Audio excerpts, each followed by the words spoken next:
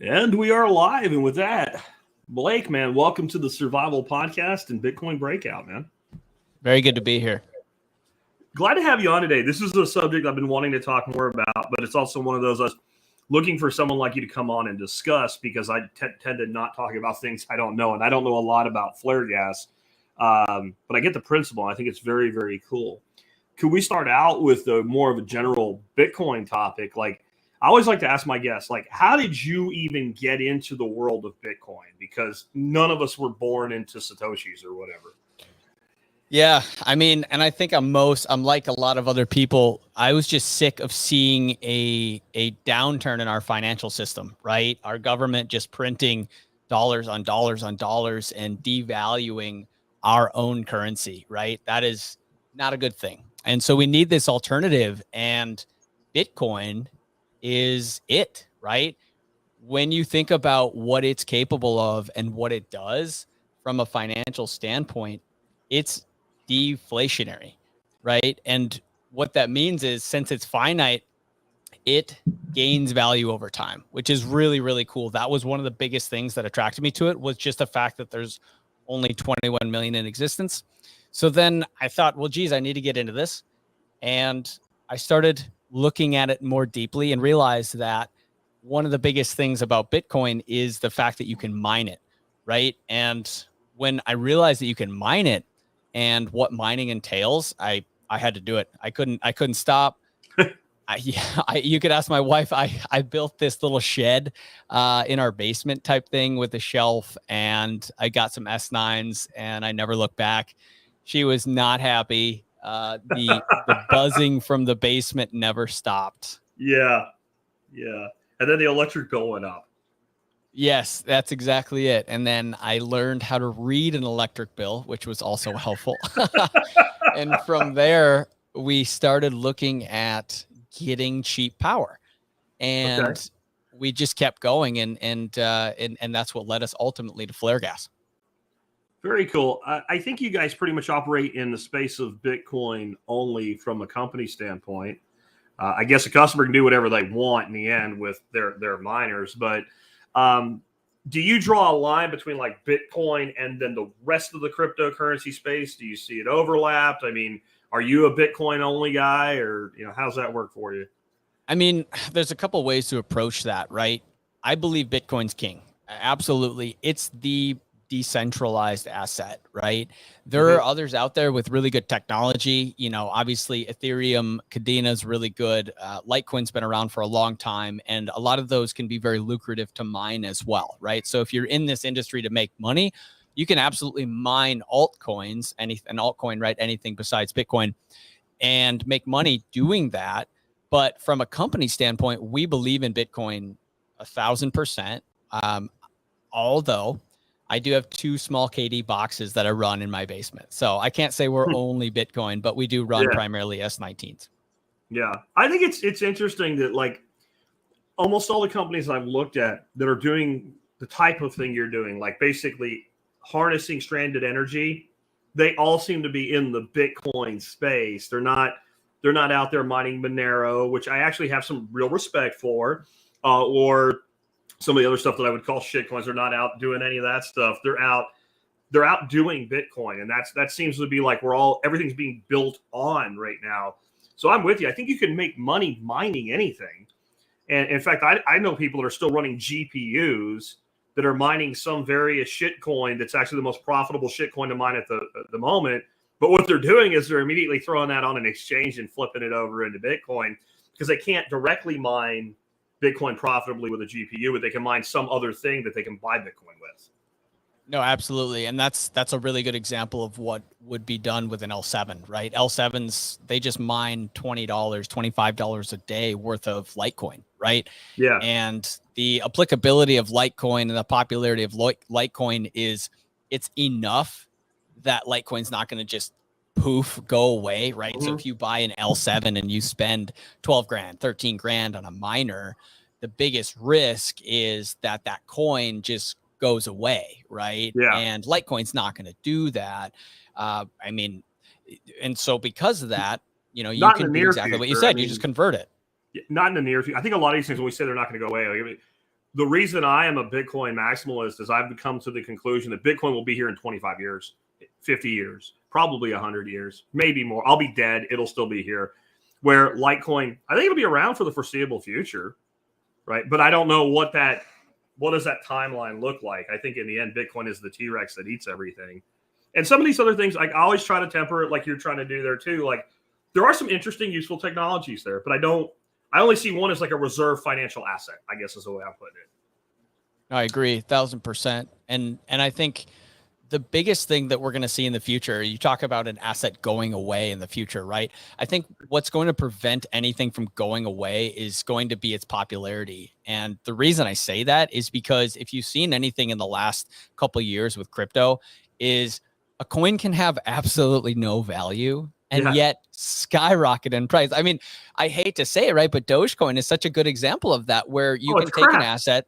It's literally a trap, right? And nobody knows what it's used for. They don't care, but they're going to take $20. That some college kids are going to take $50 and they're going to buy it, right? Yeah. And then it's going to go up in value. So the popularity of a coin has a big play in how long and how viable it's going to be around, I believe. But I also think that when you take that out aside, Bitcoin ultimately, because of its technology, is going to survive 1,000 times farther. One of the most interesting things you can do to get a feel for this is you go back to like 2014 when the real explosion of alt started, and then take 2014, take your top 10 crypto coins, and then look at today's top 10, and they keep going forward with that every year. And you notice that like they have about a 2-year cycle, and most of them end up washed out, but some stick around, or some get pimped by Elon Musk or something, right? And then, hey, so you guys are Musk mining. Anything to do with Elon? It depends, right? It depends on the day. If he's got diamond hands or not, we're gonna take it. We're gonna take that name. We're gonna be like, yeah, we're totally into that, right? Otherwise, no, we're just musky fishermen from Minnesota, right? Okay, we'll just roll with it by day. No, but we love the tech that he's put out, and there's been a lot of really, really good facets of technology that he's pushed forward. So yeah, without a doubt. But We'll go with depends on the day. I did like when he put out the diamond hands thing right after they dumped a bunch of Bitcoin, and freaking Michael Saylor put out, I think it was like cabbage hands. Yes, absolutely. Hands, I love it. What's cool though to me as a Bitcoiner is to see billionaires bantering about Bitcoin. Yeah. When like 5 years ago, if you told somebody that Elon Musk and Michael Saylor would be bantering about Bitcoin publicly on Twitter, they would have said you were smoking crack. Oh, it's nuts. It's nuts, right? It's so cool to see, right? And that's where we're seeing this adoption and this popularity grow, right? And our new modern social media that we have today is going to be the biggest player in that, right? So the more that we have that, and the more that we see people just bantering about it, the better it is for Bitcoin. Let's spread that. Let's just spread the knowledge and just push it as hard as possible. And it's amazing to see. I love it. Yeah, I agree. So let's talk a little bit more about mining. What is Bitcoin mining the way you would explain to somebody that doesn't understand? I mean, I remember listening to some guy, they were building one of the first like data centers for mining, and they decided to go to like some West North Carolina town or something like that. And literally like the mayor of the town goes, well, what makes you think they're here? Right. Yeah. Which sounds ridiculous. Yes. But if you don't know, it's really not an unreasonable thing to ask, right? So for the person that might even be at that level, what is mining? Yeah, so it's just a metaphor for earning more Bitcoin, right? And you earn more Bitcoin when you run a bunch of mathematical guesses with your miners, and we can actually probably more easily refer to miners as computers, right? So if you have a computer, it has the ability to throw out a bunch of mathematical guesses using certain algorithms. Bitcoin's algorithm, SHA-256. When you throw out all of those guesses, you're ensuring that transactions are legitimate and added to the public ledger correctly, the cryptocurrency's blockchain. And when you also are doing that, you help more Bitcoin enter into circulation, right? So without getting too far into the weeds, I think that when you really think about mining as a whole, you have to just really simplify it as we're doing two things. We're adding to a public ledger. We're helping verify transactions correctly, and then we're earning more Bitcoin. So when you're mining on a daily basis, you're solving blocks, right? And those blocks are part of that blockchain technology. So every day, on average, about 144 blocks are solved. And of those blocks, when they're solved, 6.25 Bitcoin per block are rewarded. So about 900 Bitcoin on average are mined per day. And when you have a miner, a computer, you earn part of those Bitcoins. So you don't just get one whole Bitcoin, right? You can get 0.0004 Bitcoin per day. And that's just an example to simplify it a little bit. And I hope that wasn't too into the weeds. No, it's not. Yeah. And so that's a very simplistic way. And there's a lot of variables that go into mining, such as difficulty, right? Difficulty is just the amount of Bitcoin that you're rewarded. It changes based on how many miners are on the network, right? Because a lot of people would say, well, if there's 21 million Bitcoin that can ever be mined and you just put a billion miners on the network, they can all just earn it right away, right? And it doesn't work that way. It doesn't work like that, right? That's where Satoshi, the creator Satoshi Nakamoto, either one guy or a group, we don't know, anonymous, right? That's where that invention was so genius, because you have to be able to dumb down the ability to earn Bitcoin as miners are added onto the network. So I hope that's not too far into the weeds. No, and I think it's actually a really important thing. And I think as Bitcoiners, a lot of times, one of the things we shy away from is the technical explanation to no coiners that we're trying to onboard. And I think it's actually a really important topic. And the reason I think it's so important is there's this ethos that goes around in the world of ignorance that is, well, Bitcoin's backed by nothing. It's backed by nothing but it's like ether. It's gas. It's vaporware or something. And Bitcoin is backed by security and energy. That's what Bitcoin's backed by. And without mining, you don't have that. And without proof of work, you don't have that. And without the difficulty adjustment, you don't have that. And I don't remember who was debating. It was somebody was debating old man Boomer Schiff about, Bitcoin versus gold. And he said that Bitcoin was worthless. And somebody said to him, well, what's the value of the Bitcoin network? And they had a stat to it. It was like so much terawatts and so many machines, and so many locations, so many nodes, and like had all the numbers. And he flipped his boomer ass, man. He was like, I don't know, but it's worthless. And when somebody acts like that, you've hit on something that they understand, but they don't want to understand.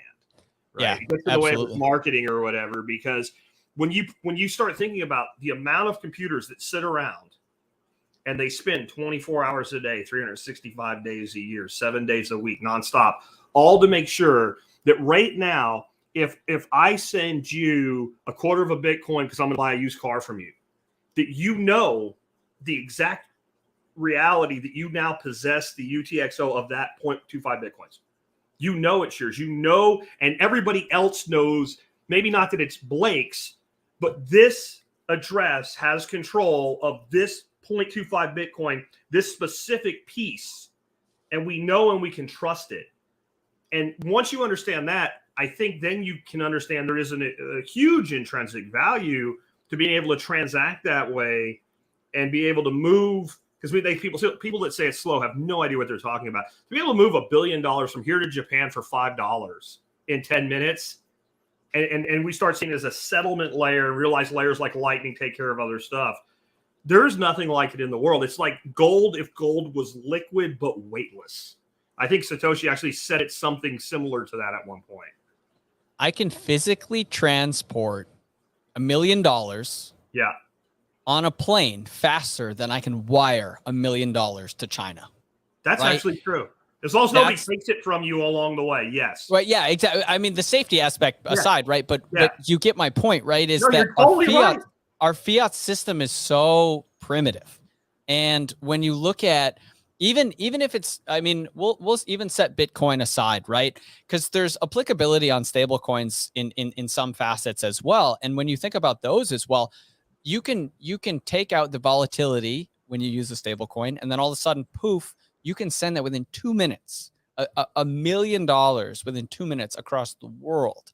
That is amazing to me, because in the world that we live in today, I can call them, I can reach out to them, I can see them on a video. Why can't I send them my money? Right? Yeah. Because our fiat system is so controlled, right? It's so centralized, it's so controlled that they don't want that to happen. They want to make sure that they know exactly where every dollar is going, to what bank, from whom, for what.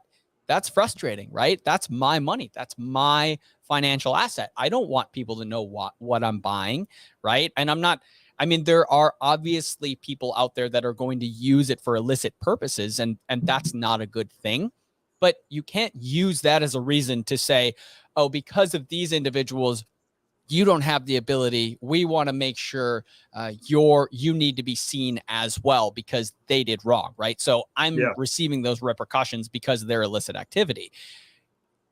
I mean, this Bitcoin prevents that. I love it. I absolutely love it. It's amazing. Well, and in the energy standpoint is a whole nother point. I mean, we got to talk about that. We're about to go into that, but I mean, it's like, now that you're hitting on that, I think there's actually two things that make the transaction speed of fiat slow. One is the governmental control, but the other side of it is, if I send you Bitcoin, whether I'm a company sending it to another company or an individual to another individual, whether we're using the Lightning Network, whether we're using on-chain Bitcoin, using something like Liquid, I don't care. Any of it, we're transacting an asset, right? It's not a promise, it's an asset. When we transact in dollars, we're transacting in a liability.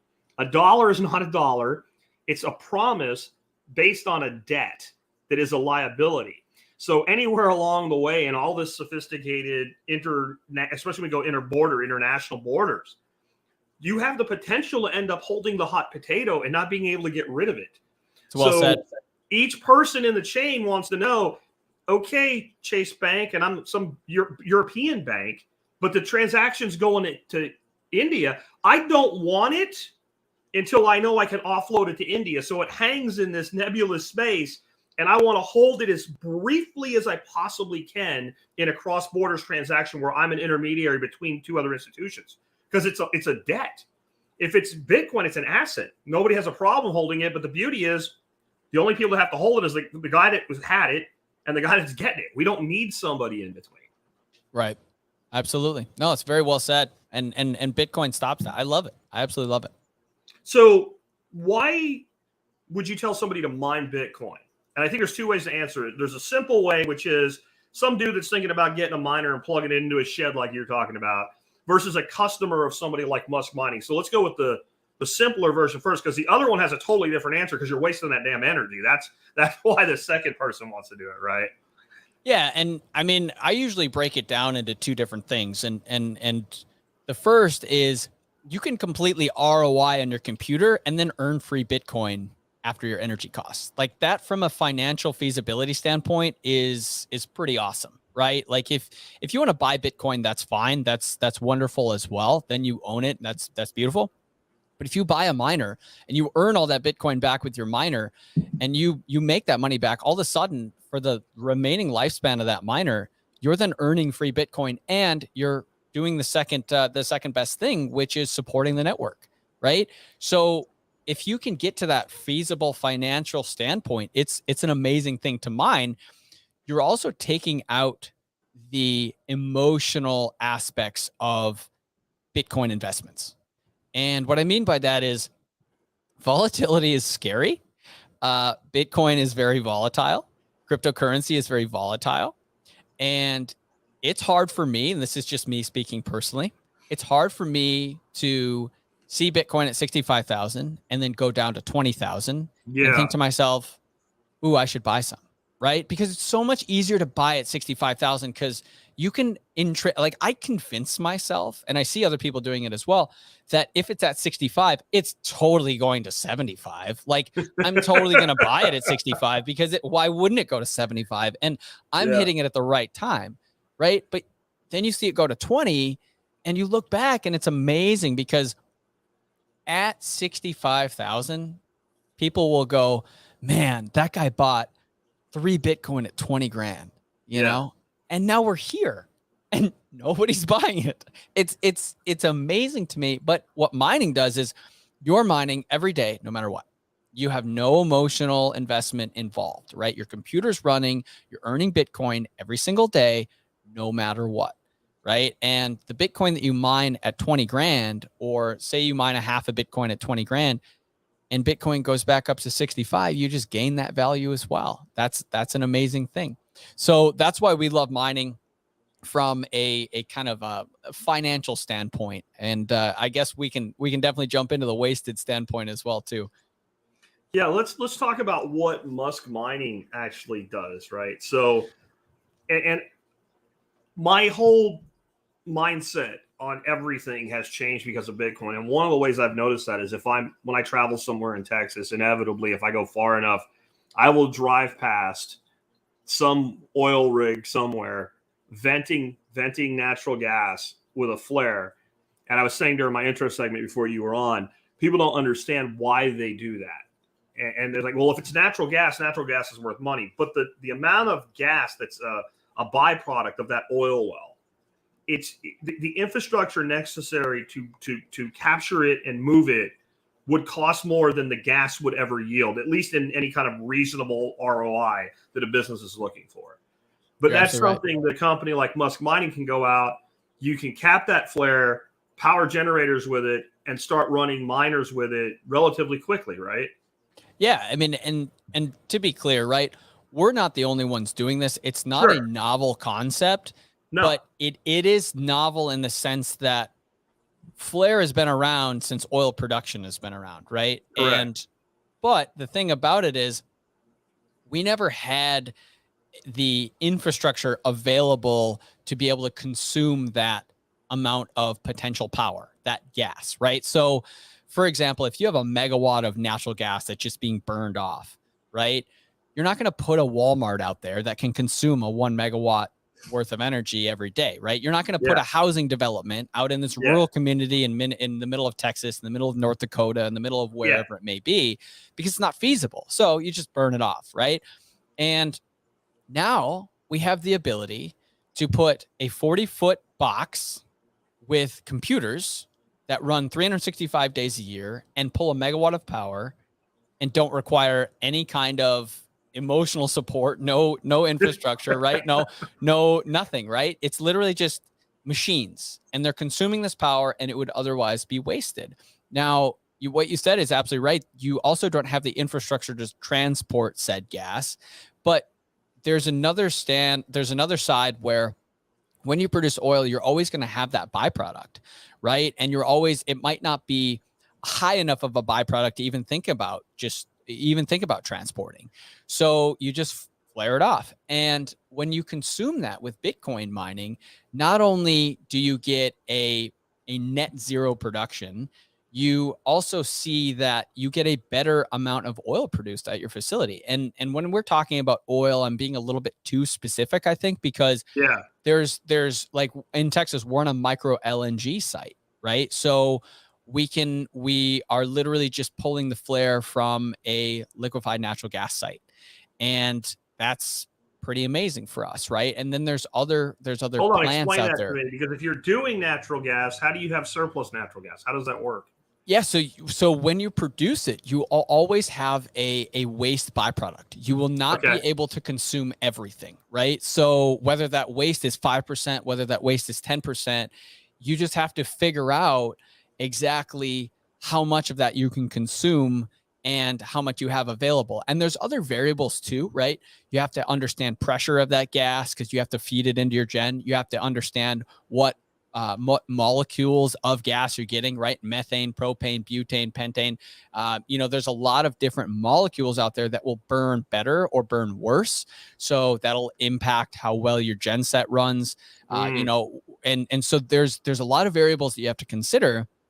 And that micro LNG site is really unique because as long as that plant is running and producing micro LNG, we'll always have flare, right? Because a lot of these flares that you drive by in rural Texas, you assume that they're just pockets of gas that were byproducts of oil production, which is absolutely true. But going back to the micro LNG site, it's unique because will always have that flare as long as that site is running, right? Gotcha. And so that's another unique facet, but they would also just waste it away otherwise.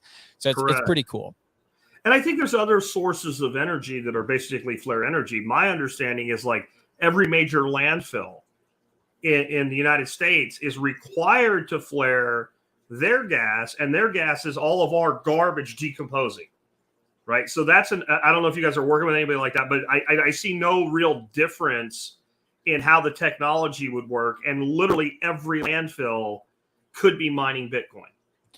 No, and that you're not wrong at all. We've been approached. We're not working with anybody like that yet. I think that's the future. Any flare site that has a feasible amount of gas and good enough quality should be mining Bitcoin, period. I mean, it just should happen. There's no reason not to. One of the things that makes me very comfortable about where we are off-grid mining, flare gas mining is just off-grid mining, is that when legislation sets in, and I don't want to get too into the weeds about the government, but when legislation sets in, we will be looked at as using simply wasted energy, right? We're not consuming on-grid coal power that's impacting a community, right? We're doing it we're just using otherwise wasted energy. I mean, why not let us continue? And why not make it more prevalent? You know, because that energy will be there, and without you will be wasted. And I think that goes beyond, for Bitcoin, that goes beyond what Musk is doing, in that there are other places where we wouldn't be harnessing a flare of energy. What we harness is energy that can't be transported. So you're kind of a two-stage solution. You have a power generation thing, and you have a miner. The miner, trailer is a mobile mining system. Well, that mobile miner could go anywhere that you can get power. So, for instance, a lot of these wind farms, they have a surplus of energy. That can be, that just can't, I think it's just hard for people to get their head around. I don't care how many batteries you have. I don't care what you got going on. There's a surplus of energy being produced that will never get from this field out in the hill country to Austin suburbs. It is gone. Correct. It is like a fart in the wind, and it disappeared, but it could be harnessed. And to me, what that also says is we can, you said like, you're not going to build a Walmart to use that 1 megawatt of energy. But if you can develop an energy source, you might build a small town, but you need something to monetize the energy to make it worth developing the flipping energy. Absolutely. And so, we need in my opinion, we need 100,000 small towns that are strong versus trying to revitalize cities that are in complete decline and total decay.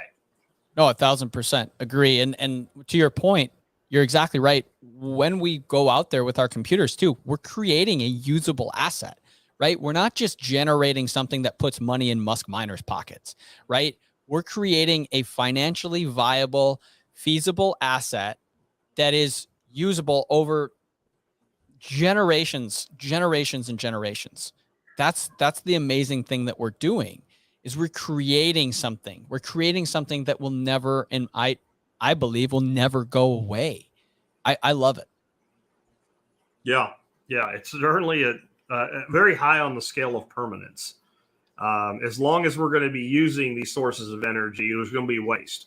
And you can have all the pie in the sky crap you want about we're all going to live off of solar panels and jelly bean fields, and it's not anything that's imminent for humanity.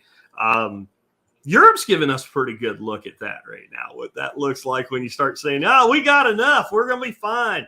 No, you're not. Like, Europe without natural gas apparently is not a great place to live. Yeah, no, absolutely. And the world is in a little bit of turmoil right now. If it could just calm down, that'd be great.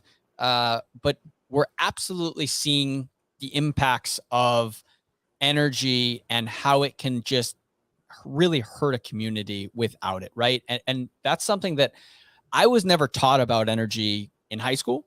I didn't understand energy before I was in this business. I didn't realize how absolutely necessary it was, right? Because I'm just flipping on a light switch and all of a sudden it was good to go, right? I didn't realize that the amount of grid power that we have is we just need to be able to develop our system more sustainably.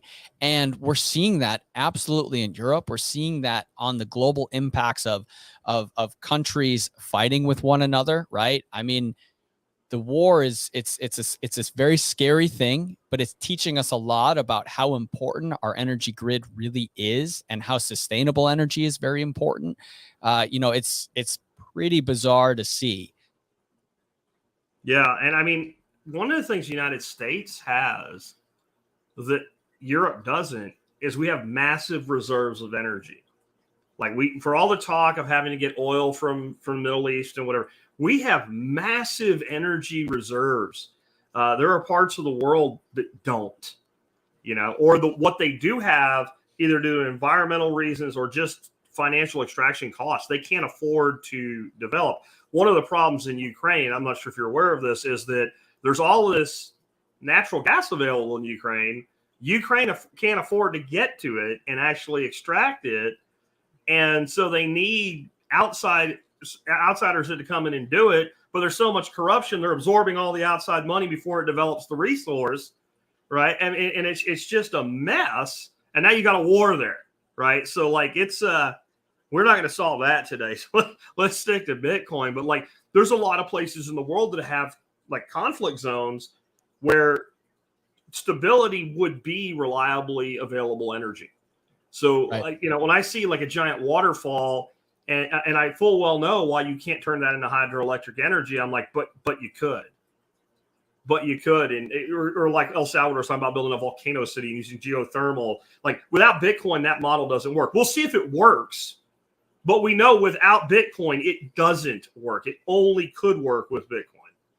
Right. No, totally agree. And there's a lot of ways that we can use Bitcoin miners as a very feasible, non-subsidized approach to build our energy grid. And what I mean by that is there's a lot of guys out there making a lot of money, right? So if you allow them to come in and allow them to develop the infrastructure to make more energy, whether that's wind, whether that's hydro, whether that is whatever it is, when you do that, the infrastructure that's developed can be distributed throughout the community. And it wasn't subsidized by the government. We didn't print more dollars. We let the Bitcoin mining infrastructure come in and help, right? It's a very, very just good solution to energy infrastructure that's being overlooked, right? It's pretty awesome. It really is. So let's talk about how if a person wants to get started mining, let's go back to that kind of bifurcation there. Let's start off with a person that like it's 2022 and the best time to buy Bitcoin would have been about 2009, on a laptop, and that's not going to happen anymore. What's the best way for a person to get started mining at home? I mean, so what you're going to want to do is you're going to want to check your electric costs, right? That's always my go-to is look at your bill. And we help people look at their bill often. They're very confusing. There's demand charges, there's on peak, there's off peak. I mean, it's pretty wild stuff. So when you realize how much energy or how much you pay for your electricity, that's going to be the big kicker, right? Because S19s right now, they're not entirely they're not extremely profitable at home operating costs. Call it 12 to 14 cents electric prices. So we've been actually pushing for self-starter home miners the KD boxes. They're really, really good. They're 200 watts, which is pretty minimal. You can run them profitably at high power costs, and they're really, really quiet. So, and they run on 120 volt power, which is awesome. So if you wanted to start home mining, look at those electric costs, find out what you have. From there, decide what miner is the most profitable, decide what makes the most sense for your operation. Some guys have businesses and they use electric costs as write-offs. Some guys form LLCs and only mine certain coins that they believe in, right? It just depends. So there's a lot. Yeah, I think one of the things I've heard about people doing too is when it comes to a mining pool, there's pools now that literally say your hash power is worth X. And it's not about if the pool did or did not find Bitcoin that day. They know that based on what's going on right now, if all the people in their pool are mining at X, that they will have about Y, and they're willing to like pay out on buying your hash power alone. And I think for a lot of, like, if you have one miner, I think that makes a lot of sense than hoping your pool finds a Bitcoin a day. No, absolutely. You definitely should join a pool. Just for simplicity, a pool just allows miners to basically combine their hash power and get a better chance of earning more of the currency that they're mining, right? So we always mine in a pool for sure. Otherwise, you might hit a reward at some point in time. I mean, some people do it and then they hit a full Bitcoin, and they're laughing all the way to the bank, which is fine. It's a big risk. We only mine in pools. It makes things much more predictable. You can see how much you're going to earn per day. You can see how much you have earned per day, which allows you to make it more feasible over a long period of time. So yeah, absolutely join the pool. And then if you really think about, getting into things from a large scale, the easiest way to do that, or even a medium scale, right? Call your electric company, because a lot of people will buy the miners and then call their electric company. Do it the opposite, right? I sell miners. Don't do that. Don't buy miners first. Call your electric company and say, hey, what can you give me per power? Can I get a better rate? Do you have some companies have buildings that they own that they know have electrical infrastructure in place all ready to go.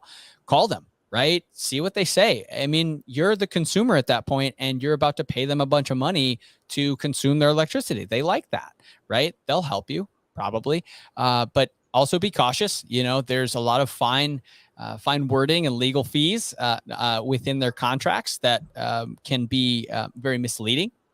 Especially right now, going back to the war, it's impacted the gas prices globally. So, we've seen on-grid power providers increase electric costs for small-scale miners and for large-scale miners. So, guys were getting pushed contracts 12 months ago when they were starting these farms, and they were pushed contracts across the table stating, hey, we are giving you this electric rate.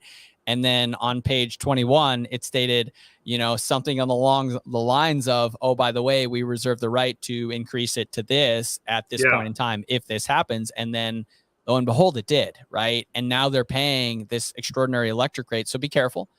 Just be cautious is all. And do your homework. I think one of the things you touched on, and it's really important for people to understand, is the timing aspect, where like you can actually have a miner that comes on during your non-peak hours and shuts off during your peak hours. And Correct. People would think, well, I'm not maximizing my miner. You are, because running something at a loss is bad. Absolutely. Right? So if I'm running a restaurant and I determine that I lose money every day from 8 a.m. to 3 p.m., I just turned if I'm smart and I want to stay in business, I just turned my restaurant into a dinner-only enterprise. Correct. Right? I'm not going to operate at a loss. Now, if I have a loss one day a week and I got to be open for consistency, fine. But if I'm going to lose every single day from 8 to 1 or 8 to 3, I'm not open. And unlike the restaurant, there's no problem with that S919 running at 2 o'clock in the morning, right? The ATF doesn't say you have to shut down your liquor enterprise with your bar at 2 a.m. and send everybody home. And, nobody goes out to eat dinner at 4 o'clock in the morning, right? Except drunks that left the bar that they got kicked out of and they go to Waffle House, where you can run that whenever. And a perfect example of this, and this is unique, but it's really cool. I had a guest on a while ago named Brian Harrington. You probably know him from Twitter. He's with Choice, and he's kind of gotten to the whole homesteading and all that other stuff we talk about. He's put solar in. And he literally, his solar panels every day charge up his battery bank till they can't fit any more power in the battery bank. And then they run his Bitcoin miner until the sun goes down. Love that. It's not a lot of money in Bitcoin, but it's, he pieced together his miner and all that. It's long since paid for itself. Well, he's in California. In Texas, they would have to literally pay me what I pay them. In California, he would get something like 2 cents a kilowatt hour, right? Instead of, the 30 cents, because California's stupid what he's paying for it when he has to buy grid energy. And so all that surplus energy is running the Bitcoin miner. Now, it wouldn't make sense for him to constantly run off that solar panel. he's saving himself the money of buying from California by using alternative energy and then flipping that over. And I know that right now he's actually looking at expanding his solar array to generate even more power. Well, it wouldn't even make sense to generate more power unless he expanded his battery bank without the Bitcoin component. Yep, absolutely. I love it. Absolutely. And you're just adding to the amount of people that understand green technology and green energy generation. And that's another positive aspect of Bitcoin mining, right? You're encouraging that knowledge to become more prevalent and understand how we can be more feasible in the future to generate more energy. And going back to your restaurant example, right? If you're closed from 8 a.m. to 3 p.m., and that's in the summertime because all the college kids went home, right? Yeah. Imagine the college kids are at home when we're in a bear market, right? And then Bitcoin comes back and the college kids come back and we're in a bull market. Then all of a sudden it's profitable to stay open all day because you have the individuals there to eat, right? And that's the same thing with Bitcoin mining is maybe you have high electric costs during the day, but then Bitcoin goes way up in price and it's still profitable to operate at those costs. So you can adapt with mining just like you can in another industry based on the markets, which is pretty cool. And it has that advantage of being able to harness the stranded energy and be able to basically not use energy when either it's not profitable for the miner or when the grid people need it for something else. Yep, that's incredibly advantageous because a lot of this stranded energy stuff, well, they want that peak so that when there's a giant heat wave or like the freeze we had a couple of years ago here, that surplus is available to keep the grid going. Well, if you tried to harvest that surplus energy by, say, putting a data center there, because Bitcoin mining farms are basically data centers. It's just a different kind of computer where a lot of our data centers today, they're running basically web servers. Like I pay 800 and something bucks a month for a dedicated web server because of the amount of, volume of listeners I have and downloads. So if my server company went to a wind farm and said, we'll buy all your surplus energy and build a data center right here at the wind farm. When that wind farm says, hey, we need you guys to shut down for 7 days, I'm kind of pissed. I'm going to punch somebody in the head. My whole business, I cannot afford my server to be down. But if I have a mining co-location agreement with them, that kind of comes with the territory. There'll be times when your miner's not mining, but I don't have an expense at the time because unlike a web server or whatever, you can literally just have this mining farm running thousands of miners and it can shut off and turn back on. And it's up and running in literal seconds. And there's nothing else in the world that does that. Yeah, absolutely. It's and what we're seeing too is that the large mining farms are doing that, right? Yeah. The riots of the world in Texas, that their 750 megawatt facility during peak hours of Texas heat, they were shutting off. Yep. And it wasn't ERCOT calling riot and saying, hey, you got to shut off right now. It was all computerized. It was literally a signal that was sent like poof, shut off now because we need it. And then it can turn back on. Right. And that's an amazing thing because Bitcoin miners from an industry standpoint are very willing to work to make it feasible for everybody in every community. Right. And that's a pretty cool thing. And that actually stabilizes the grid. Because again, that power generation facility can't just people get this weird thing in their head. They watch too much TV. Like, we'll just kick another generator on or something. Like, it doesn't work that way. You can't just go, hey, we need an extra 10,000 gigawatts. Like, turn the dial up. They have to be operating at a capacity. And again, generally what happens is that surplus energy is lost. Right? So they have to be at that capacity, but then they have to be able to deliver the surplus. So they have to be able to afford to generate the surplus, which means not getting paid for energy you generated, which, okay, now you're paying 14 cents, but if they're generating 30% more, their cost of that energy they're selling you is 30% higher. Absolutely. Like, we have total economic illiteracy in this country, and no one thinks that way. Everybody thinks as a consumer that the person selling you the thing is always trying to get you and rip you off and whatever. Companies are in business to make money, and they do that by serving customers. And if they're not profitable, guess what? You turn the switch on and the lights don't come on. Because we have this expectation. I don't want to go, oh, gee, I need power now. And then send a cell phone signal because that's got a battery in it. And in 30 minutes, I'll have power. We want to be able to walk into a room 24/7, 365, flip a switch and a light comes on, right? Or go, it's kind of stuffy in here, and go click and the AC comes on. And we want that on-demand power. And that requires that surplus. And that's something that, like, to me, once I understood that, and this was years ago when I used to sell industrial computer hardware, that I understood, I was like, we should be teaching children this in like friggin' like 8th or 9th grade. But we don't, because there's no incentive for the state to teach this. Absolutely. Absolutely. It starts hurting things like class warfare if you start teaching people that, oh, you mean companies have to actually work really hard to deliver a service to me, and they can lose money when they do it? They don't just have money because they're companies, right?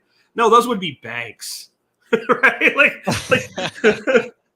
there's a sitcom I watch, and there was like a husband and wife that were fighting, and there was a third friend that was causing all the problems, and they didn't realize it at first. And the guy's like, I guess I'm just not a good husband. She's like, no, wait a minute. You're a great husband.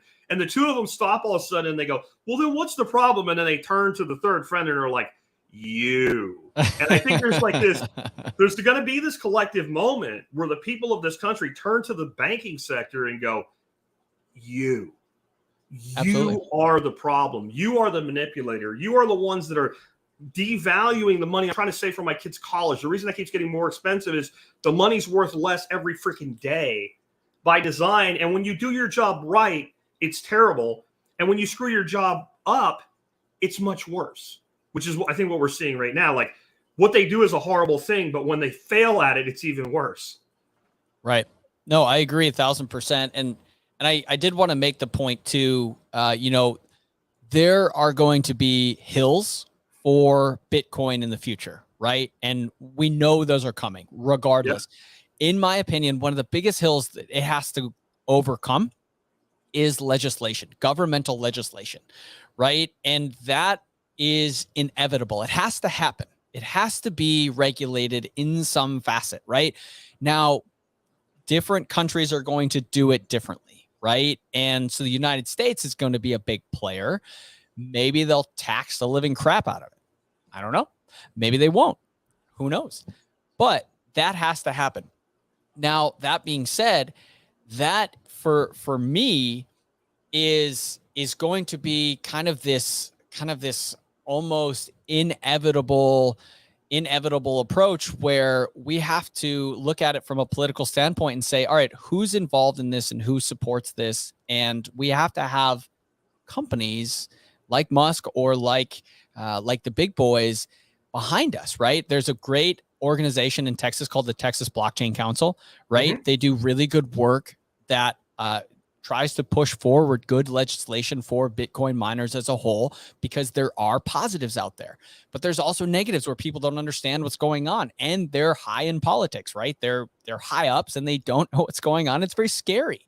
So, I mean, we talk about overcoming this lack of knowledge and not being taught about energy. Well, what's scary to me as well is these politicians that don't know a damn thing about what they're talking about. Yeah. But they know there's a stigma on the coin. They know that it's been used, black markets, whatever it may be, Mount Gox or, the Silk Road, whatever it is. And they focus on these stigmas, and it's very, very nerve wracking. So I hope we can overcome that. And through that, gain more adoption, right? I mean, I talk about adoption as is very similar to Facebook. That's what I see, right? If you think about the social network and what Zuckerberg did from an approach is he didn't go to Harvard and Yale, right? He went to the surrounding colleges to advertise for Facebook and had them adopt it first, the smaller ones. Yeah. And I think that's what we're seeing with Bitcoin, right? The El Salvadors, the third world countries that are going to adopt it first, that need it the most. And then we're going to see the seconds, and then we're going to see the first, because they have to. Right. It's going to be the little guys first, and then the big boys are going to be like, oh, all right, okay, we'll figure this out. Hopefully we don't have some craziness in the political system. I think this is a big reason why you've seen so much foot dragging to allow a Bitcoin ETF. And there's a lot of Bitcoin maximalists like, we don't need them. It's our money. Something else. Like, you don't understand. The day they pull the trigger on that, it's not just number go up. It becomes a retirement asset and a teacher's pension fund. It becomes a retirement asset in a police officer's pension fund. It becomes a retirement asset in a firefighter's pension fund. And you know what you don't fuck with, to be blunt? Retirement assets in public servants' pensions funds, right? You can't. At that point, any idea that you're gonna squeeze it out or get rid of it, you literally can't do it. You could put it in a, son of a bit, you could put it in a futures ETF. Well, that nobody really understands that. Basically, that's also, I think, been a big suppression on price, because the futures ETFs that are out there, literally in their perspective, say what they're going to do in the days they're going to do it on. So if you're playing short squeezes in the market, you literally know here's the value of this fund and here's their execution dates and what they're going to, and they have to do, because they're a ETF and they're a regulated concern. They literally, you can do almost anything you want, but you better do what you said you're going to do. So you have this known quantity in manipulating price now. And I think it's a twofold thing. One, they're afraid of, like, once it's fully out, like, you literally can't stop it. But two, I think there's a lot of really, really wealthy organizations, entities, people, nations who would like more Bitcoin on the balance sheet. And I swear to God, I don't think I'm being hyperbolic at all. You get a true, regular, flat spot ETF for Bitcoin, and you're $250,000 in 6 months. Like, I don't care if it starts at 5 or 50, you're $250,000 in 6 months, and it doesn't come back, because when people buy in the form of an ETF and a retirement account, it's by its very nature very long-term holdings. No, I agree. I agree 1,000%. And I think that is going to come with adoption, right? So when you think about statistically, right, what was the survey? It was done in 2021. The amount of crypto users globally, 3.9%. Yeah. I mean, that's nuts. We're so early. We're so early. It's amazing. The internet was born in 1983, right? This is our Twitter bio, right? It was born in 1983. Bitcoin is, call it, 2009, call it, X number of years old. Like, I can't math on the fly. You've got mail. That's where Bitcoin exactly. is, right? It's you've got mail. Call it 12 years old. Bitcoin's still doing a 14.4 handshake. If it's the nuts. internet. It's nuts. It's Google in 97. It's Apple in 96. It's give me all of that. I'll take all of that every day, right? Give me it all.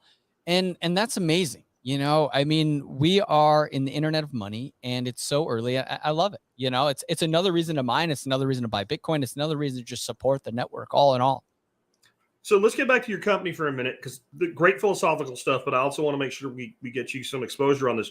Who is your ideal customer, and what does it look like engaging with Musk Mining? So I would imagine that is somebody that's producing oil or something else that's causing a flare.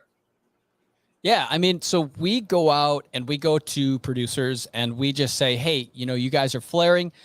We'd love to pay you for that gas. And we analyze the gas and see how long it'll be around, right? A lot of guys, I'm not going to lie, it just because it's waste, it doesn't mean they have to sell it to us, right? Like, we'll offer them money, and some guys will just say no because they don't want to. And that's fine, because it's not ours. Other guys are like, you're going to pay me how much for this? Yeah, absolutely. Right. There's really good stuff out there. But, from a customer standpoint, we really just look for operators of a wellhead that have the optimistic approach, that want to get into, using a wasted asset to make more money. And then from a hosted client standpoint, we're just looking for individuals with high power costs that want to get into Bitcoin mining. Because when we charge, we have an MOQ of 5 units for our hosted units. And when we charge 8.5 cents all in. That's an all-in cost. What I mean by that is there's no racking fee. There's no, service fee or anything like that. That's about $199 in S19. And we see that as a symbiotic relationship. And the reason for that is there are guys out there that have 14-cent power that want to mine Bitcoin. So if you buy a miner or 5 and you send them to us and we run them for 8.5 cents rather than your 14 cents, it's feasible for everybody, right? We're consuming wasted energy. It just makes sense from a symbiotic relationship. You talk about a business and making money for everybody. Everybody wins. No, I'm glad I drilled down on this with you then, because there are different models harnessing this flare gas. There are models where the company literally says to the mining company says to the gas company, we'll sell you this equipment and install it for you, and you're the miner. You're doing a different thing. You're saying, I will buy the gas from you for as long as it produces for X. Correct. And then you're actually putting your own mining equipment or a much smaller customer's mining equipment in that facility. So my colo, instead of being a data center using hydroelectric in Washington, is in a back of a Connex on a flare site in rural Texas. Yeah. And I mean, right now we're setting up shop in Louisiana. That's where we're at. And there's a lot to develop there, man. It's crazy. It's absolutely nuts. And so yes, absolutely. We want to make it as easy as possible for the operator and as easy as possible for the client. We're doing the majority of the heavy lifting, right? We supply the gen sets, the containers, the internet, everything, right? We have the man on site. I mean, we want to make it simplistic, because when you get into the details, it's so much harder to make it viable. It's just scary for everybody. So, I mean, one thing I do want to add, I mean, the Connex concept of putting miners in a Connex container, that's absolutely true. But there's also what we've seen in the industry so far is these amazing manufactured containers that have been really, really well done, right? Specific to Bitcoin miners. And so we found that there's really good suppliers out there. Upstream Data is great. AI Pro is great. There's a lot of guys that we work with that have developed a product to run these miners really, really well. Okay. And specific so you're working to with Upstream. Gas. I'm familiar with them. In fact, they were the people that I put in my presentation last year. My own people kind of doubted that this was not. This isn't. I said this isn't coming technology. This is here. Yeah, we're doing it. No, I mean, Steve Barber, the creator of Upstream, has been doing this for a very long time. I don't want to say the year. I think it was like 2016 or something. But I mean, that alone has just been awesome to watch, because what I've seen with these container suppliers is that they're not afraid to admit when they're wrong, right? They can put out a product and be like, oops, we didn't do this well enough. Let us help you fix it, right? And yet they know that it's going to continue to work, because they know pulling this flare is a really, really good thing. Like Upstream has I know I'm shouting it out a lot. Steve, you better give me some heart emojis or something on Twitter. But they have a container that has a gen set in it already, right? Yeah. I mean, it's really cool. So you just hook up to the gas and you go. One trailer, so you don't have a generator trailer and a mining trailer. You have a generating mining trailer. One box, one trailer, one pipe. You're golden. Flying, and you're making Bitcoin. And it makes it redeployable. So if we have a flare coming to the end of its useful life cycle, we're out hunting for another energy source, and we can just back up a trailer, take a crane, pop that thing on there, move it over, hook it back up, and turn it back on. Absolutely. We have to have that mobility. That mobility is key, right? So the lifespan of our Louisiana location is approximately 3 years, but we know we have other sites ready to go when that's done. Right, we're planning ahead. We're looking at other states, right? We're looking at Mississippi. We're looking all over, right? Yeah. And we have those contracts ready to roll. And what's given us that ability to do that is the presence that we've already established, right? Because once you have an operation going, it's so much easier to say, "Hey, can we take your gas? Look at what we've done so far," right? Because that's the biggest intro. The barrier to entry is pretty thick, right? It's a little bit challenging, but once you get in there, it's a lot of fun. Once you do one site for a company, it's like, oh, nothing blew up, nothing exploded. Guys didn't rope in out of ATF helicopters and shut us down. Like whatever fantasy is in their head didn't happen, and their money's green. They paid the bill. Yeah, shit, do it all. And I think that like the thing that crosses political boundaries with Bitcoin, and it does start out initially very much in the libertarian anarcho space, because it's obviously a dream come true for an anarchist like me. Like, oh, money without government, sure. But if you start thinking about this, think about the person that is not a complete nut job, just a person that would describe themselves as left politically, cares about the environment, and cares about their local services. Can't you see this person eventually getting to the point where They hear about this. If they're open-minded enough to investigate, they understand now what's happening. This stuff is being wasted, and it could be making Bitcoin. And maybe they don't care about making money, but they care about the fact that they're trying to get their park upgraded or whatever. And down the road, the city's running a landfill. And when Bill drives by it in his Prius, there's this flare of freaking flame up in the air. And Bill going to the town council and say, wait a minute. Or goes by the sewage treatment plant, same thing. He says, wait a minute. Don't you know that we could be harvesting that?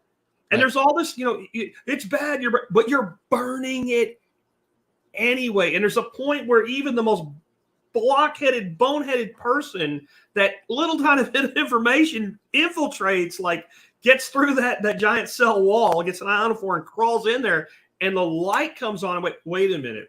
This is what we're going to do. I mean, my city of Fort Worth, I'm not really in city proper, but it's my address is city because I'm out in the county. They say, we're mining Bitcoin. The city of Fort Worth is mining Bitcoin. I think they're running 2 S19s or something in one of their data centers. It's not huge, but, it's a start. Absolutely. Absolutely. And I think even when you think about the landfills and you think about other applications and harvesting that wasted energy, there's other ways to do it. If you think about it, you could have a centralized location where they just harvest bleed off of gas, right? Or byproduct of production, right? So you take a big, they call them queens, right? The semi-trailers that have, big tanks on them, and you fill them with gas, but they're just the bled gas that would normally just get wasted anyways. And you bring them to a centralized location that's mining Bitcoin, and then poof, you're consuming the otherwise that would have just been bled off gas, which is another application. I mean, there's so many ways to look at this and say, wasted energy, how do we consume it? How do we make a viable asset? 99% of the time, Bitcoin's the answer. It's really cool. Bled off gas, is that kind of like, so if you run a big shop compressor, air compressor, what you really want to do if you want it to last a long time is you put a little valve in it that bleeds off a little bit of air every day. Sure. And it bleeds off that air because with compression over time, you get moisture and it bleeds the moisture off. So it's a maintenance thing. Is that what you mean by bleed off gas? I've just never heard of that before.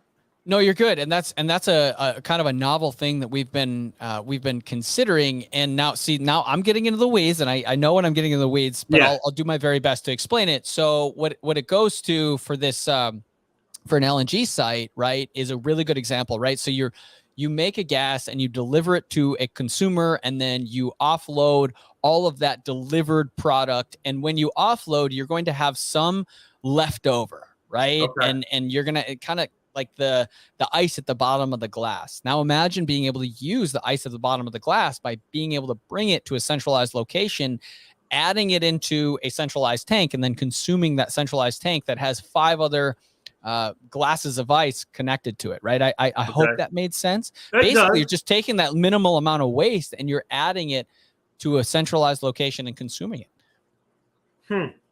It requires infrastructure. It requires it's just another form of stranded energy, basically. Correct. So let's use it. Yeah, indeed, let's use it. So that's really cool. So the average person that wants to get a single miner could work with your company. I really didn't understand that, because most of the companies I've looked at, they've been marketing more of that. They deliver the solution and somebody's buying, a $12 million or $50 million setup. So that's making it more scalable. That's awesome. And that way, I think we need all these players, because there's greedy ass oil and gas companies gonna be like, we're gonna mine some Bitcoin. We're gonna mine our own Bitcoin. Like, I think Exxon's mining Bitcoin now, or at least forming their ways into doing it. But then there's the smaller producers that are like, I don't understand this. That's the mayor that said, how do you know they're in the ground here in North Carolina, right? They don't get that, but they do understand we'll pay you X dollars per day for that gas you're burning that's going away. And by the way, now it's my problem instead of yours. Because I talked to one dude that's working with a company doing something similar, and he said one of the biggest advantages to him is they have more security on site. Right. Because obviously when you put this Connex in and this generator and you got millions of dollars of equipment there, it's kind of important, right? Just a little bit. Yeah, it's a little bit important, right? You don't want it to go away. So he said it improves security on the job site. Yeah. No, absolutely. It's a very helpful thing, from that standpoint too. And security is very, very, very important. We take it, obviously very, very seriously as well. But we're also, the rurality of the sites helps too. You're in the middle of nowhere, so that's a good thing. Cool. So let's take a few questions here from the audience. We'll see how they go because I wasn't really reading them. I was just anything with all caps. I was starring. For later, what kind of work is open for an orange-pilled truck driver, gas tanker delivery in the industry supporting the Bitcoin network? Hey, honestly, I think the best way to answer that is keep an eye out. I know those jobs are going to come on board. They're going to be out there soon. It's just a matter of giving it more adoption time. So I don't know of any jobs right now, but yeah. There's plenty of jobs for truck drivers right now. Yeah, no kidding. Brian said, both of your thoughts on existing sources such as Vaping's use of landfill flaring, any other New Deal proof sources we haven't taken advantage of yet? I think the newest that I could think of is that bleed off, right? And that's the best solution that we've kind of considered so far. Otherwise, it's just a matter of getting operators on board with what we're doing. That way we can open every door, right? From landfills to stranded wells to LNG, right? We just have to get that adoption up. I think the place that I would look for more exploitation would be the sewage treatment flares because. Oh, I like that. Yeah. Right. So like if you think of landfills, there's a lot of places where there's a bunch of small communities and the landfill is very far away from all of them. And they're all going to centralized landfill. And then that's what vaping is doing. Right. But there is probably relatively close to any, when I say decent size, I'm to 20, 30, 40,000 person settlement. They're probably on their own sewer treatment. And it not always, but in many cases, that means it's going to fall under local government's purview to what gets done with that. And I think that's a place for proactive activism because I think activism at the federal level, unless you're a lobbyist, you just forget about it. Right. And you better be a lobbyist for like a company that measures their sales in hundreds of billions or no one will even talk to you. But we can still get things done at a local level. And one thing local politicians don't want to do is get fired. And right. I found the way to motivate them is to point out that if they don't do a thing, they're going to look really stupid. Right. Don't call them stupid. They get mad and throw you out. But you're like, if we don't do this, we're going to look really stupid. And then there's this extreme motivation to not look stupid. And so there's a tremendous amount. I think the last thing I read on this was like 1,200 sewage facilities that flare that have no capture plan. Right. Not they don't capture. They have no plan to capture at all. Like it's just there.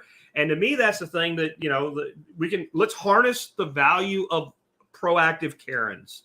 Right. Yeah. We always give Karens a bad rap because if you can get 5 or 6 Karens going to a town council meeting going, why aren't we harnessing that and making money with it so that we can fix the swings at the park? Right. That's a whole different Bitcoin argument. I've never heard it before, but I think it's one we could have. Absolutely. Absolutely. When cities get involved, it's going to be a really good thing. It's period. And then we can use it to improve that infrastructure, just like you're talking about. See, I think there's this whole mentality in the Bitcoin space of it's ours, not the government's, but it lacks the subtle understanding of asymmetric warfare. So to me, Bitcoin is the first asymmetric weapon. There's asymmetric warfare, but there's never been an asymmetric weapon before. So what I mean by an asymmetric weapon is if we go back in time, there's no semi-automatic rifles, and I invent the first AR-15 or AK-47 or whatever, right? And no other nation has it. I have the only repeating rifle in the world. The worst thing that can happen is anybody else gets it. I don't want anybody else to get it. I don't want anybody to copy the design. I want to maintain this symmetric warfare where I have the advantage for as long as possible. And what happens when they get it, nobody's advantaged. We go back to being even. Where if you have an asymmetric weapon, when your enemy, your adversary, your competitor, call it what you want, picks it up and uses it, you get stronger. So if cities start adopting Bitcoin, it's good for Bitcoin, even if I don't like what the city's doing with it. Because that's where we actually clearly start to define it as money. Right? It's money. And so if it's going to be money, then it needs to be the most widely used settlement tool on the planet if it's really going to be money. And so I think that it's always good when anybody picks it up and runs with it. I was talking to Adam Curry on Twitter right when the Elon stuff started with Twitter. And I can't remember who, somebody called out Elon and was like, hey, integrate Lightning on Twitter. And Curry was like, bullshit. Remember when he rug pulled us? And I'm like, yeah, but Bitcoin's for everybody. Right. Bitcoin's for everybody. And it's a good thing. K-Bonk says, what's the kilowatt required for mining, thinking of micro mining at the homestead feasibly? Yeah. So I mean, kilowatt hours, you'd be looking at approximately 4,800 for a KD box Pro. Okay. That's 200 watts, right? And that's per hour. So multiply by 24. It's pretty straightforward. That would be the best start for just a small operation. Okay. Yeah. K-Bonk also said, can you write off a miner on your taxes? My way of interpreting that, and you can tell me if I'm wrong, is it would be an asset in the business and subject to depreciation. So unless it's somehow qualified for accelerated depreciation, you would say it's a 5-year life cycle. If you did a straight linear depreciation, 20% per annum, or you could do a front-end accelerated. So that would all be a conversation with your accountant, but it's not I bought the miner and it was 15 grand and now I write minus 15 grand. It would be apportioned across time as it depreciated. Is that how that works? So I've always been reluctant to answer these questions because I'm not a tax professional. Yeah. So don't take it as such. But what you said is very reasonable. The lifespan, you approximated at 5 years, and it all depends on whether you're a business or not. That's a big thing as well. But the other thing is how you get taxed on the coins that you mine and when you sell them, right? So I would encourage you just, your CPA, there's a lot of Bitcoin tax attorneys out there or tax strategists. So contact one of those and get a good example on that. And we always have to be careful as podcasters with these answers, because even if I give you a perfect answer today, it might not be tomorrow, and you might listen to this on Friday. That's that legislation too, right? The legislation might change. It just changes, or the way the IRS interprets the existing regulations changes. Sometimes they'll put out letters of guidance and things like that. So tax attorney, CPA, I give that answer like we've talked about doing a TSP branded 8-ball, the magic 8-ball, and one of the answers would probably be tax attorney, CPA. Yeah, absolutely. I love it because that's just how often we use it. Brian says, does Musk have a minimal expected production capacity limit before they work with a producer? I guess that's the expected life cycle of gas flare. Yeah, so we look at a wellhead based on its MCF per day. So approximately 1 megawatt is around 270 MCF, maybe 300, depending on the quality and pressure of the gas. We'd like to take advantage of the small wells. There are, going back to the upstream containers, you can get 350 kW containers, 360 kW containers that allow you to take advantage of those smaller wells. But bigger the better. Give us the big stuff. So we're all in it. I think you're looking at two things. You're looking at raw volume and duration, right? Like those are correct. two parts and of the quality. equation. And quality, volume, right? quality, pressure, duration. Yeah, absolutely. And we actually have a geologist that we work with too, that we consult, that he has really good knowledge of what we're seeing below the ground that allows us to see the duration of the gas, which is a really good thing. There's a lot of players on the team that help us succeed that are way smarter than I am. Yeah, I remember Henry Ford's famous thing about somebody asked him why he didn't go ahead and get a college degree once he got all rich, and he said, "Because I have thousands and thousands of people that have college degrees that work for me." Right? Yes. So I have access to the information, I have access to the talent. No matter how smart anybody is, like you can't run an enterprise on your own. You can't do it. I've always said that about what I do. Like I could be a lot bigger than I am, but I like being a one-man show and not having to deal with people. And that comes as a trade-off. And if you want to grow, you have to deal with people. And then you have to realize that you want great people. You want to build them up. And then you want them to go out and do great things for you. So you need smarter people than yourself. And one of the biggest reasons I think entrepreneurs fail is they're afraid of people that are smarter than them. And that is a death sentence to a company. So it's good to hear you say that. If I'm the smartest guy in the room, I'm in the wrong room. Yeah. Shout out Carl Williams. He did teach me that one. So Awesome. Awesome. Well, Blake, this has been a great discussion. You want to tell people how they can learn more about how to work with you and what you're doing? Yeah, I mean, check out our website, muskminers.com. You can schedule an appointment with us to talk, or just send us an inquiry from there. We're on Twitter as much as possible. We're on Reddit. We're on Facebook and Instagram as well. So check us out, Telegram, at Musk Miners for all of those. So, but our website's great. It has my number listed on there and my partner Chris's number listed on there. I don't know how much longer we're going to be doing that. I get a lot of phone calls a day. Good problems, really good problems. But I also want to be able to have people put a face to the name and let them know that their money's not going wasted. So, how much can I read that? Yeah, go ahead. Plug and play package. I pay. Do they do all the shopping and setting up? Yeah. So we help you figure out what miner you want and what is most feasible for you. And then, we set it up. We send it right to our location, and we Is there kind of an taken average care of. cost? Like if somebody wanted a miner in one of your facilities, I know that. Sure. Yeah, he's asking what an average cost would be. My bad. So we have five unit MOQ right now. That's approximately, so the S19s, the cheaper models would be about $3,000. So you're looking at about 15,000 for an investment, and that'll get you 5 S19 96 terahash units and get you rolling mining. So, and what's kind of like rollout? Way back years ago, I had a guy that was a very small independent guy, built a mining facility. I recommended him. It worked out for some people, not for others. Eventually went out of business during the great crypto crash of 2018. So there is some concern over that. Like, you guys are not, what he was doing, and I didn't know it, he was selling equipment before he had it while there were shortages, right? So like, what is like delivery expectancy? If I went there today and I paid you $15,000, when do I see my equipment up and running? So we're looking at late September deployment right now. That's what we're quoting, mid to late September, maybe mid October, depending on our container manufacturing. So, So we're 30 to 40 days. Sure. Yeah. And if we have a container on site, normally that'd be 7 to 14 days. Okay. Cool. And K-Bonk says TSP mining co-op. We'll see, bro. I don't know, man. I kind of let people do their own thing anymore. Like every time I split energy and then other people get involved, it's I run a one-man show. I'm just saying. I love it. Anyway, Blake, muskminers.com is the website. Great Twitter account. Lots of great information comes out there beyond just, hey, this is what we have.